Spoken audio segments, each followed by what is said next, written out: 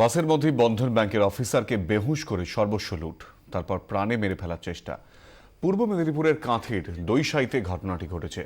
এগরার বাসিন্দা পলাশ মাইতি বন্ধন ব্যাংকের বরানগর শাখার নোডাল অফিসার। তিনি বাড়ি ফিরছিলেন, থ্রি সিটির মাঝখানে বসেছিলেন। এক পাশে এক মহিলাও ছিলেন, অন্যদিকে এক যুবক।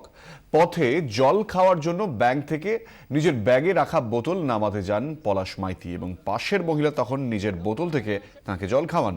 সেই জল খেয়ে বেহুশ হয়ে পড়লে দুই দুষ্কৃতী তাঁর সর্বস্ব লুট করে। তারপর দইসাইতে গাড়ি থেকে নামিয়ে ধারালো অস্ত্রের কোপ দিয়ে খুনের চেষ্টা হয়। অন্য গাড়ির আলো মুখে পড়লে দুষ্কৃতীরা পালায়। পলাশ মাইতিকে উদ্ধার করেন গ্রামবাসীরা। এই যে ঘুম যে আর ভাঙবে না, সে ঘুম ভাঙা আপ টু আপনার এখানে আপনার নামা। আমি আপনার কোনো কিছু জানি না। এমনকি এমনকি আমি বুঝেছি যে আমার যে ব্যাগটা বাংকারে ওটা আপনার বাসেই আছে। দিদি যখন থেকে ওদের হাতে আছে ব্যাগটা, মোবাইল নিয়েছেন, ঘড়ি নিয়েছেন।